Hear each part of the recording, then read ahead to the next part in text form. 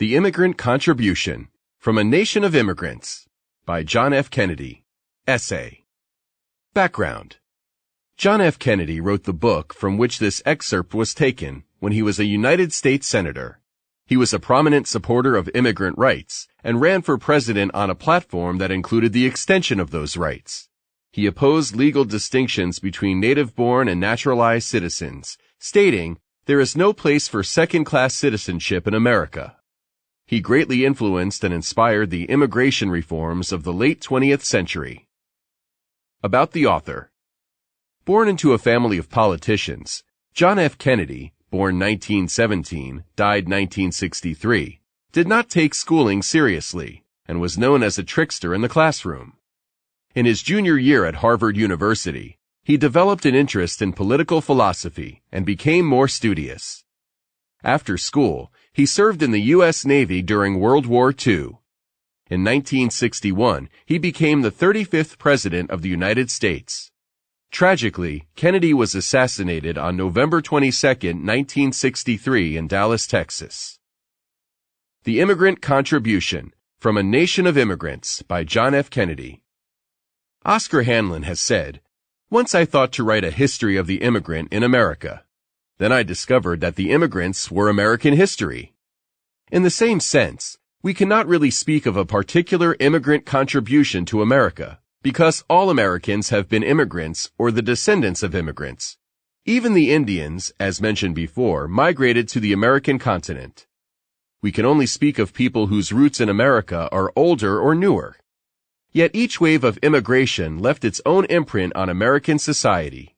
Each made its distinctive contribution to the building of the nation and the evolution of American life. Indeed, if, as some of the older immigrants like to do, we were to restrict the definition of immigrants to the 42 million people who came to the United States after the Declaration of Independence, we would have to conclude that our history and our society would have been vastly different if they all had stayed at home. As we have seen, people migrated to the United States for a variety of reasons. But nearly all shared two great hopes: the hope for personal freedom and the hope for economic opportunity. In consequence, the impact of immigration has been broadly to confirm the impulses in American life demanding more political liberty and more economic growth. So, of the 56 signers of the Declaration of Independence, 18 were of non-English stock and 8 were first-generation immigrants. 2 immigrants, the West Indian Alexander Hamilton, who was Washington's Secretary of the Treasury, and the Swiss Albert Gallatin, who held the same office under Jefferson, established the financial policies of the young republic. A German farmer wrote home from Missouri in 1834, "If you wish to see our whole family living in a country where freedom of speech obtains, where no spies are eavesdropping, where no simpletons criticize your every word and seek to detect therein a venom that might endanger the life of the state, the church, and the home. In short, if you wish to be really happy and independent, then come here." Every ethnic minority, in seeking its own freedom, helped strengthen the fabric of liberty in American life. Similarly, every aspect of the American economy has profited from the contributions of immigrants. We all know, of course, about the spectacular immigrant successes. The men who came from foreign lands sought their fortunes in the United States and made striking contributions, industrial and scientific, not only to their chosen country, but to the entire world. In 1953, the President's Commission on Immigration and Naturalization mentioned the following. Industrialists: Andrew Carnegie, Scot, in the steel industry; John Jacob Astor, German, in the fur trade; Michael Cudahy, Irish, of the meatpacking industry; the DuPonts, French, of the munitions and chemical industry; Charles L. Fleischmann, Hungarian, of the yeast business; David Sarnoff, Russian, of the radio industry; and William S. Knudsen, Danish, of the automobile industry. Scientists and inventors. Among those whose genius has benefited the United States are Albert Einstein, German, in physics; Michael Pupin, Serbian, in electricity; Enrico Fermi, Italian, in atomic research; John Ericsson, Swedish, who invented the ironclad ship and the screw propeller; Giuseppe Belanca, Italian, and Igor Sikorsky, Russian, who made outstanding contributions to airplane development, John A. Udden, Swedish, who was responsible for opening the Texas oil fields, Lucas P. Kyrides, Greek, industrial chemistry, David Thomas, Welsh, who invented the hot blast furnace, Alexander Graham Bell, Scot, who invented the telephone, Conrad Hubert, Russian, who invented the flashlight, and Ottmar Mergenthaler, German, who invented the linotype machine. But the anonymous immigrant played his indispensable role too.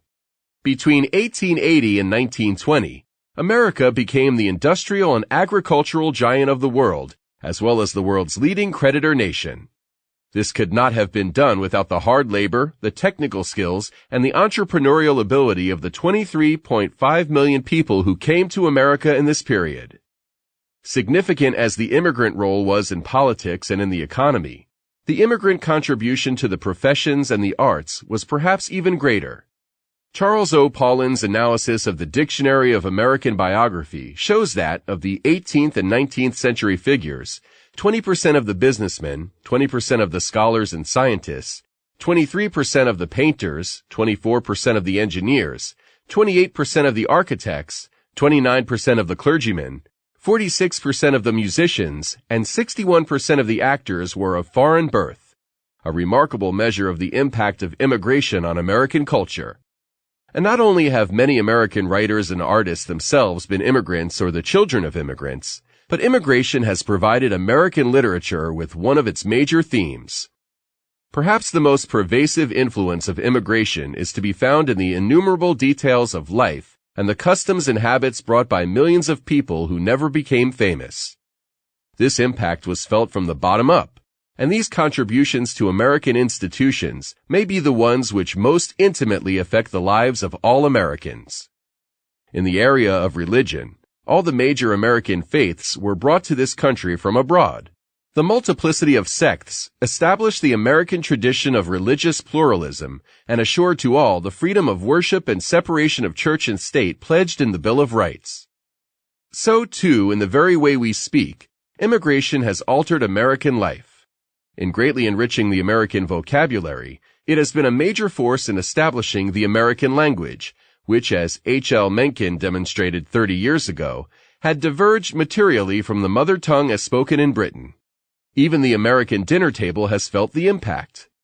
One writer has suggested that typical American menus might include some of the following dishes: Irish stew, chop suey, goulash, chili con carne, ravioli, knockwurst mit sauerkraut, Yorkshire pudding, Welsh rarebit, borscht, gefilte fish, Spanish omelet, caviar, mayonnaise, antipasto, Baumkuchen, English muffins, Gruyere cheese, Danish pastry, Canadian bacon, hot tamales, Wiener Schnitzel, petit four, spumone, bouillabaisse, mate, scones, Turkish coffee, minestrone, filet mignon.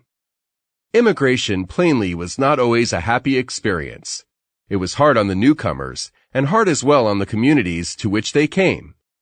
When poor, ill-educated, and frightened people disembarked in a strange land, they often fell prey to native racketeers, unscrupulous businessmen, and cynical politicians. Boss Tweed said, characteristically, in defense of his own depredations in New York in the 1870s, "This population is too hopelessly split into races and factions to govern it under universal suffrage, except by bribery of patronage or corruption." But the very problems of adjustment and assimilation presented a challenge to the American idea, a challenge which subjected that idea to stern testing and eventually brought out the best qualities in American society. Thus the public school became a powerful means of preparing the newcomers for American life. The ideal of the melting pot symbolized the process of blending many strains into a single nationality, and we have come to realize in modern times that the melting pot need not mean the end of particular ethnic identities or traditions. Only in the case of the Negro has the melting pot failed to bring a minority into the full stream of American life. Today we are belatedly but resolutely engaged in ending this condition of national exclusion and shame and abolishing forever the concept of second-class citizenship in the United States. Sociologists call the process of the melting pot social mobility. One of America's characteristics has always been the lack of a rigid class structure. It has traditionally been possible for people to move up the social and economic scale. Even if one did not succeed in moving up oneself, there was always the hope that one's children would. Immigration is by definition a gesture of faith in social mobility. It is the expression in action of a positive belief in the possibility of a better life. It has thus contributed greatly to developing the spirit of personal betterment in American society and to strengthening the national confidence in change and the future. Such confidence, when widely shared, sets the national tone. The opportunities that America offered made the dream real, at least for a good many. But the dream itself was in large part the product of millions of plain people beginning a new life in the conviction that life could indeed be better, and each new wave of immigration rekindled the dream. This is the spirit which so impressed Alexis de Tocqueville, and which he called the spirit of equality. Equality in America has never meant literal equality of condition or capacity. There will always be inequalities in character and ability in any society. Equality is meant rather that, in the words of the Declaration of Independence, all men are created equal, and are endowed by their Creator with certain unalienable rights. It is meant that in a democratic society, there should be no inequalities in opportunities or in freedoms. The American philosophy of equality has released the energy of the people, built the economy, subdued the continent, shaped and reshaped the structure of government, and animated the American attitude toward the world outside. The continuous immigration of the 19th and early 20th centuries was thus central to the whole American faith. It gave every old American a standard by which to judge how far he had come, and every new American a realization of how far he might go. It reminded every American, old and new, that change is the essence of life, and that American society is a process, not a conclusion. The abundant resources of this land provided the foundation for a great nation, but only people could make the opportunity a reality. Immigration provided the human resources. More than that, it infused the nation with a commitment to far horizons and new frontiers, and thereby kept the pioneer spirit of American life, the spirit of equality and of hope, always alive and strong. "We are the heirs of all time," wrote Herman Melville, "and with all nations we divide our inheritance."